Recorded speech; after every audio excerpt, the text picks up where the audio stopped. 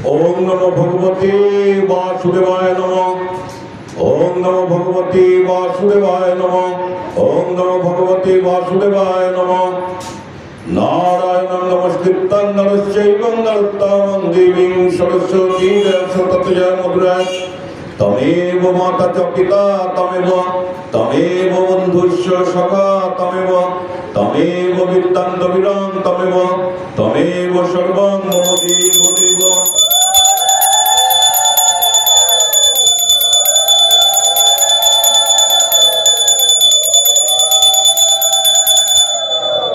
খুব ভালো লাগছে, তার কারণ মাসিমা যখন ছিলেন না তখন এইরকমই আসরটা হতো, পরিপূর্ণ আসর। আজকে যেন সেই পরিপূর্ণ আসর হয়েছে। যাই হোক, এই ভগবতীয় কথা দেখুন, ভগবান তিনি লীলা সম্বরণ করে চলে গেলেন। ভগবান কি করে চলে গেলেন আপনারা অনেকেই জানেন। ভগবান তিনি যখন কুরুক্ষেত্রের যুদ্ধ শেষ হয়ে গেল, তারপর তিনি দ্বারকায় চলে গেলেন। দ্বারকায় চলে যাওয়ার পরে যদুবংশ হলো, সৃষ্টি হলো, মানে অনেক সন্তান আদি। এবং যদুবংশে এই যদুবংশরা বিরাট আকার ধারণ করলো এবং তাদের ভিতরে অনেক ব্যভিচারী হয়ে গেল। ব্যভিচারী যখন হয়ে গেল এবং ভগবানের একটা পুত্র ছিল শাম্ব, সেই ভগবানের পুত্র শাম্ব তিনি কি করলেন, তিনি বন্ধুদের নিয়ে উপহাস ছলে তিনি কি করলেন, তিনি একটি নারী মূর্তি ধারণ করলেন। নারী মূর্তি ধারণ করলেন কাপড় টাপড় পরে, এবং নারী মূর্তি ধারণ করে তিনি ওই সাধুদের কাছে এসে, ঋষিদের কাছে এসে বললেন, ঋষিবর দেখুন তো আমার, তিনি কি করলেন, কাপড় দিয়ে পেটের ভেতরে তিনি একটা যেন বাচ্চা হবে এরকম একটা পেটটাকে তিনি কাপড় দিয়ে বেঁধে নিলেন এবং সেই ঋষির কাছে এসে বললেন, দেখুন তো আমার পুত্র হবে না সন্তান, কন্যা হবে না পুত্র হবে। তখন ঋষিবর বললেন, দেখো তোমরা এইভাবে আমার সাথে ছলনা করো না, আমরা সব জানি। তখন বলল, না না আপনি বলুন আমার কি হবে। খুব যেন পরিহাস হলে যে একটু মজা করা যায় ঋষিদের সাথে, কিরকম ঋষি এরকম আর কি ব্যাপারটা। তখন কি করলেন, ঋষিবর খুব খুব ক্রুদ্ধ হয়ে গেলেন। আসলে ভগবান তো, ভগবান নিজে সৃষ্টি করেছেন আবার নিজে বিনাশ করবেন, তার বিনাশের পথও এগুলো হচ্ছে। এবার ঋষিবর তিনি বললেন যে তোমার পেটে যা আছে তা দিয়ে যদুবংশের বিনাশ হবে। এইবার যখন বললেন ঋষিবর, তখন তো সবাই খুব ভয় পেয়ে গেল। এবং যখন সেই কাপড়গুলো পেঁচানো কাপড়গুলো সব খুলল, দেখা গেল একটা লোহার মুসল পেট থেকে বেরোলো। এইবার ভগবানের কাছে গেল, ভগবান শ্রীকৃষ্ণের কাছে গেল যে প্রভু এর একটা উদ্ধারের ব্যবস্থা করো। বলল যে এই উদ্ধারের ব্যবস্থা আমার হাতে নেই, তার কারণ ঋষি বাক্য কখনো মিথ্যা হবে না। তখন কি হলো, একটা বিচার হলো, বলল ঠিক আছে এটা নিয়ে গিয়ে সমুদ্রের পাড়ে গিয়ে এই মুসলটাকে ঘষে ঘষে ঘষে ঘষে সমুদ্রের জলের সাথে মিশিয়ে দেওয়া হোক, একটা বিধান পেলেন এবং সেইটা বিধান দিলেন। এবং এই বিধানটা পাওয়ার পরে ওই সমুদ্রের ধারে গিয়ে ঘষে ঘষে মুসলটাকে সমুদ্রের জলের সাথে মিশিয়ে দেওয়া হলো। আবার সেই সমুদ্রের সেই হেনার মধ্যে যে সমস্ত পাড়ে যে সেইগুলো যে একটা গাছ তৈরি হলো, সেই গাছের নাম হচ্ছে উলুভাবড়া গাছ। বিনাশ হবে তো, ভগবান নিজের সৃষ্টি করেছেন এবং বিনাশ হবে। গান্ধারী অভিশাপ দিয়েছিল যে আমার যেরকম এই 100 ছেলে হত্যা হয়েছে, তোমার জন্যই কুরুক্ষেত্রের যুদ্ধ হয়েছে, তোমাকে আমি অভিশাপ দিচ্ছি কৃষ্ণ, তোমার যদুবংশ ধ্বংস হবে। ভগবান মেনে নিয়েছিলেন। ভগবান বললেন তথাস্তু পিসিমা, তোমার ইচ্ছাই পূর্ণ হবে। এইবার দেখুন, এবার বিনাশের রাস্তাটা তো তৈরি করতে হবে ভগবানকে। এবার বিনাশের রাস্তাটা তৈরি হলো।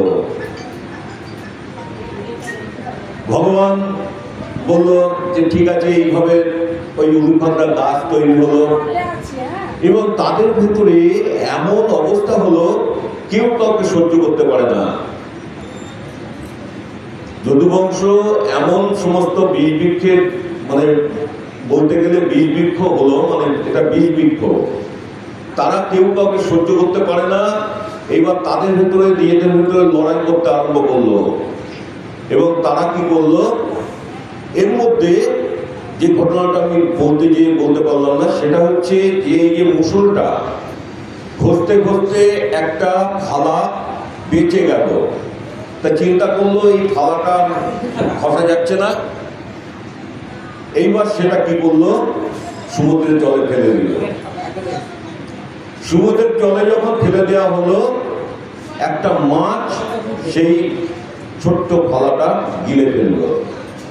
দেখুন কোথাকার জল কোথায় যাচ্ছে, গিলে ফেললো। এইবার যে উলুভাবড়ার গাছগুলো হলো না, সেই গাছগুলো দিয়ে একজন আরেকজনকে মারছে আর ওখানেই গোবিন্দ প্রাপ্তি হয়ে যাচ্ছে। এইবার যে থালাটা ওই মাছে খেয়েছিল, এবার রাজার বাড়িতে সেই মাছটা গেল কাটাবার জন্য, মানে মাছটা ধরা পড়লো। সেই মাছটা যখন কাটলো, ওই যে ব্যাধ ভগবানকে যে হত্যা করেছিল, সেই ব্যাধ তার বউ এই মাছটা কাটলো। এইবার যখন কাটলো, তখন দেখা গেল তার পেটের মধ্যে থেকে ওই জরার বউ দেখলো যে একটা সুন্দর একটা তীরের থালার মতন এটা পাওয়া গেল। তখন সে চিন্তা করলো যে এটা দিয়ে তো ভালো তীরের থালা হবে। এই জরা নামক ব্যাধের বউ সেটাকে নিয়ে গেল, জরা ব্যাধের হাতে দিল। এদিকে সমস্ত ওই গোবিন্দ প্রাপ্তি হয়ে গেল যদুবংশ। বাকি রইলেন বলরাম, চলে গেলেন তিনি স্বধামে, বাকি রইলেন ভগবান শ্রীকৃষ্ণ একা। ভগবানের লীলা সম্বরণ হবে, ভগবান চলে যাবেন। এইবার তিনি কি করলেন, ওই জরা নামক ব্যাগ তিনি কি করলেন, ওই যে থালাটা ছিল সেটা দিয়ে একটা সুন্দর তীর তৈরি করলেন। তীরের থালা একটা তীর তৈরি করলেন, যেটা দিয়ে আমি খুব শিকারটা ভালো হবে। তখন তিনি ওইটা দিয়ে শিকারে গেলেন। এবার শিকারে যাওয়ার পরে দেখলেন যে ভগবান লীলা সম্বরণ করবেন, তো ভগবান সেই কদম বৃক্ষের মধ্যে তিনি পা ধোলাচ্ছেন, সুন্দর পা, দুধে আলতা, এবং দূর থেকে দেখা যাচ্ছে যে দুটো পাখি যেন তারা যেন খেলা করছে। তাই জরা ব্যাগ তিনি দূর থেকে তীর নিক্ষেপ করলেন। সেই তীর মানে ওই থালাটা, অবশিষ্ট থালাটা নিক্ষেপ করলেন। ভগবানের শির বিদ্ধ হল। ভগবান এইবার যখন সামনে এলো, জরা ব্যাগ দেখলেন যে তো আমি কি করলাম, আমি ভগবানকে এইভাবে আমি শির বিদ্ধ করেছি। কাঁদতে আরম্ভ করলেন পা জড়িয়ে, প্রভু আমার কি গতি হবে, আমি তোমাকে বললো জরা ব্যাগ তোমার তো কোনো দোষ নেই, তোমার কোনো দোষ নেই। তার কারণ আমি তোমাকে কথা দিয়েছিলাম। কখন কথা দিয়েছিল? যখন অন্যায়ভাবে ত্রেতাযুগে রামচন্দ্র যখন বালিকে বধ করেছিল, জানেন আপনারা, তার ছেলে অঙ্গদ বলেছিল যে তুমি অন্যায়ভাবে আমার পিতাকে বধ করলে, আমি এর প্রতিকার চাই। বললো কি প্রতিকার চাও?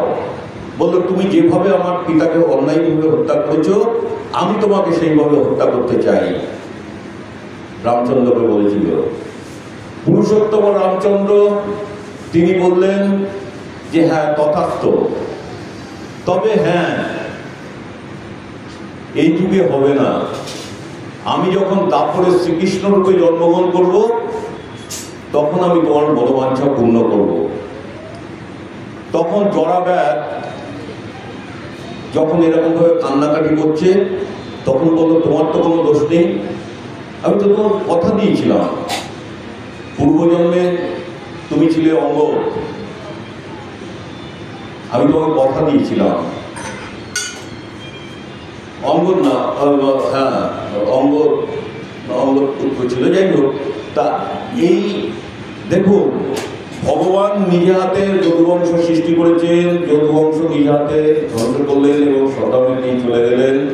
তা আমাদের কর্মফল ভগবান নিজে দেখিয়ে দিলেন যে কর্মফল ভোগ করতে হয়।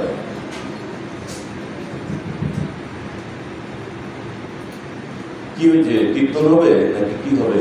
অধিবাস কীর্তন, আরতি? তা আমার কি এক জায়গায় বিশ্রামে রাখতে হবে নাকি করবো? আচ্ছা বলবি।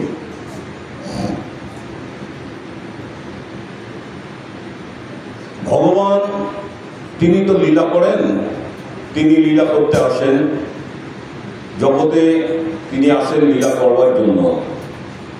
তা ভগবান গীতায় বললেন যদা যদা হি ধর্মস্য গ্লানি ভবতি ভারত অভ্যুত্থানং ধর্মস্য তদাত্মানং সৃজাম্যহং পরিত্রাণায় সাধুনাং বিনাশানাং চ দুষ্কৃতাং ধর্ম সংস্থাপনার্থায় সম্ভবামি যুগে যুগে। ভগবান যুগে যুগে আসেন। কি বললেন? যে হে অর্জুন, যখন যখন ধর্মের হানি হয়, অধর্মের অভ্যুত্থান হয়, তখন আমি নিজে দেহ ধারণ করি। আমি কেন দেহ ধারণ করি জানো? সাধুগুলোকে রক্ষা করার জন্য, পাপকারীদের বিনাশের জন্য আমি যুগে যুগে নরাদি রূপে অবতীর্ণ হই। তিনি আসেন, তিনি যুগের প্রয়োজনে আসেন, তিনি আসেন এবং মানুষকে উদ্ধার করেন। দেখুন ভগবান অবতরণ করেন আর ভক্ত উত্তরণ হয়। ওই যে প্রথমে বলে গেলাম না, আমরা হচ্ছি জীবাত্মা, ভগবান হচ্ছেন পরমাত্মা। সেই পরমাত্মা থেকে আমাদের সৃষ্টি, আমরা হচ্ছি সেই তারই অংশ। ছিন্নেন্দু বিশ্বে অমৃতেস্য পুত্রা, আমরা সেই অমৃতের পুত্র, আমরা ভুলে গেছি। তা ওই জন্য যুগে যুগে হরি নররূপ ধরি আসেন মানুষকে করুণা করিতে। তিনি আসেন এবং তিনি জানিয়ে দিয়ে যান যে হে মানবগণ, তোমরা ঈশ্বরেরই সন্তান, তোমরা ভুলে গেছো।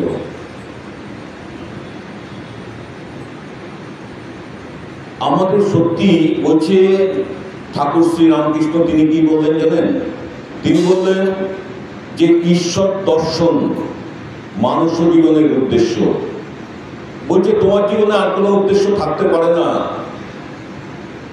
আমাদের সংসার করতে না করেনি। ওই যে একটু আগে বলে গেলাম না, যে বলছেন যে সাধু সন্ন্যাসীরা তাকে তো ডাকবেই, ডাকার জন্যই সংসার ত্যাগ করেছে। কিন্তু বাহাদুর হচ্ছে সেই ভক্ত যারা সংসারে রয়েছে, এক হাতে বলছে সংসারের কর্ম করো, এক হাতে ঈশ্বরকে ধরে থাকো। যখন কর্ম শেষ হয়ে যাবে, দুই হাতে ঈশ্বরকে ধরো। বিধান দিলেন সংসার ত্যাগ করতে হবে না। আর মহাপ্রভু তো বলে গেছেন যে এই যুগের জন্য সন্ন্যাস নয়, সন্ন্যাসের কঠিন নিয়ম তোমরা পালন করতে পারবে না। নিত্যানন্দ প্রভুকে তিনি সংসারী করলেন জগতের কল্যাণের জন্য। দেখুন লীলা চলছে, ভগবানের লীলা চলছে। অদ্যাপি সেই লীলা করিতেছেন গোড়াগায়, কোন কোন ভাগ্যবানে দেখিবারে পায়। লীলা চলছে। আপনারা যারা বৃন্দাবনে গেছেন আপনারা সেই কুঞ্জতে গেছেন, যেখানে কুঞ্জ সাজিয়ে দেওয়া হয় প্রতিদিন রাত্রিরে, কুঞ্জ বন। আপনি তো অনেকবার গেছেন বৃন্দাবনে, বলেন না কি করা হয়? কুঞ্জ সাজিয়ে দেওয়া হয়, নিত্য কুঞ্জ সাজিয়ে দেওয়া হয় এবং ভগবান আসবে, সেখানে লীলা করবেন এবং সেখানে সুন্দরভাবে সাজিয়ে দেওয়া হয় এবং সেখানে মানে রাধারানী আসবেন, তার চুল বিন্যাসের জন্য চিরুনি দেওয়া হয়, কাটা দেওয়া হয়, বিন্দি দেওয়া হয়। বিন্দি বলে হিন্দুস্তানিরা, বিন্দি বলে, বিন্দি মানে এই কপালের টিপ, সেটা দেওয়া হয় এবং ভীষণভাবে সাজিয়ে দেওয়া হয়, মিষ্টি দেওয়া হয়, পান দেওয়া হয় সেজে। এবং কুঞ্জ থেকে যখন এই সমস্ত করে দেওয়া হয় তারপরে কুঞ্জতে কাউকে থাকতে দেয় না।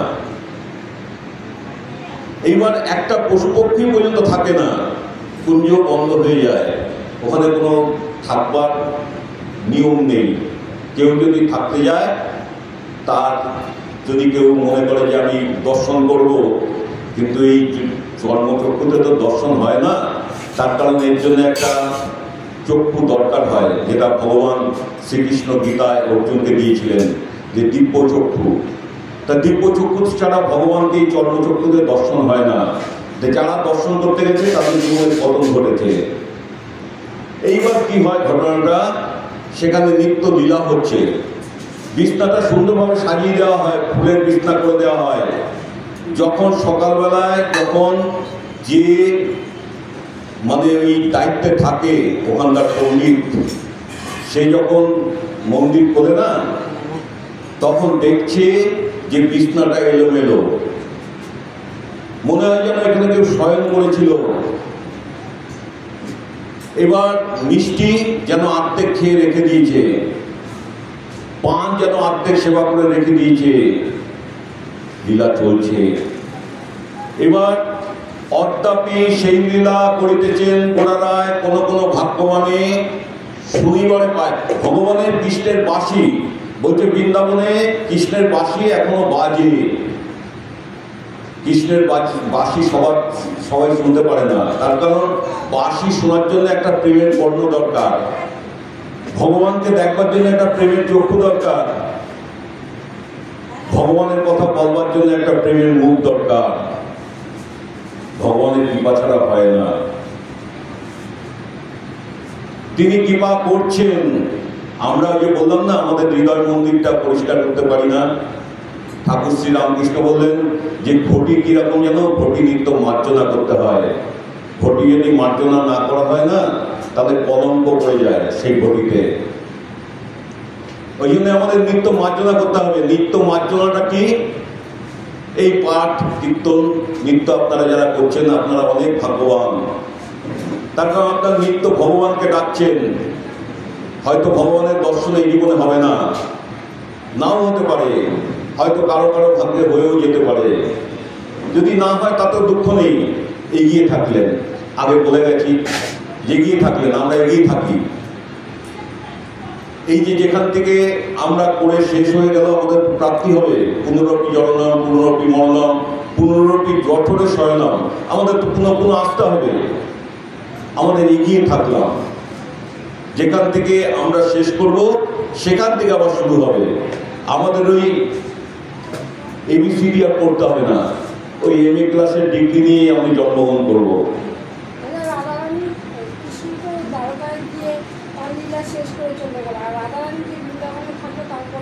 রাধারানী ওটা অনেক বড় কাহিনী। রাধারানী তো কষ্ট অনেক, রাধারানীর বিরহ অনেক বিরহ।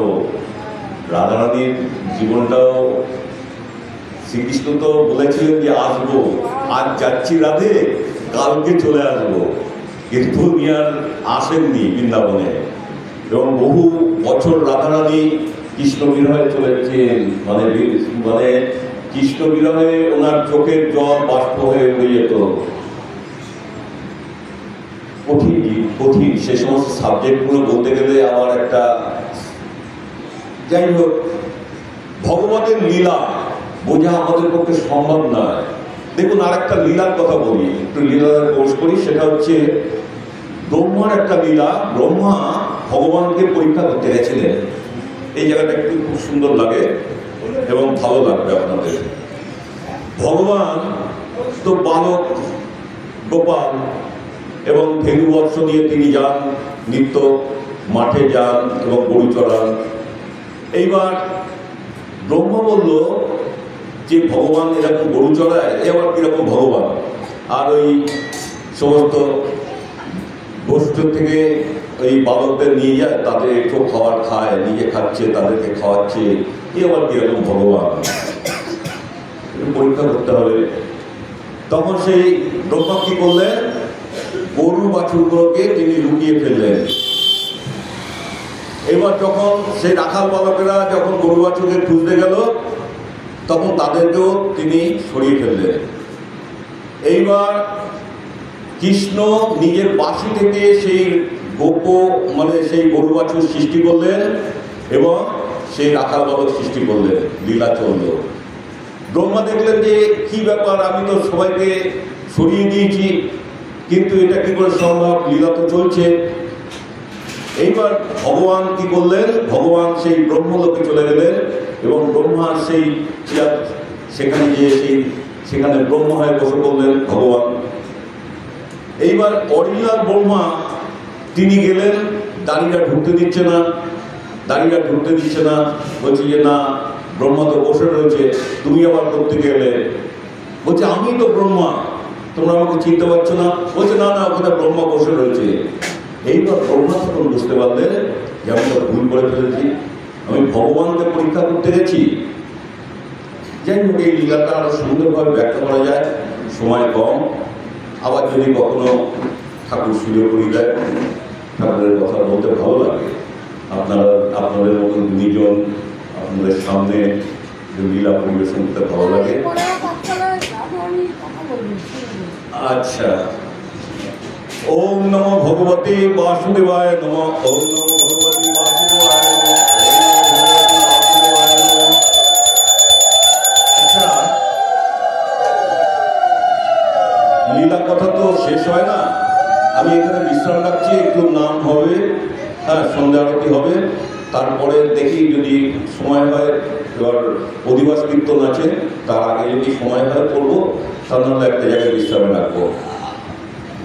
সাধু এখন নাম করবেন। হ্যাঁ,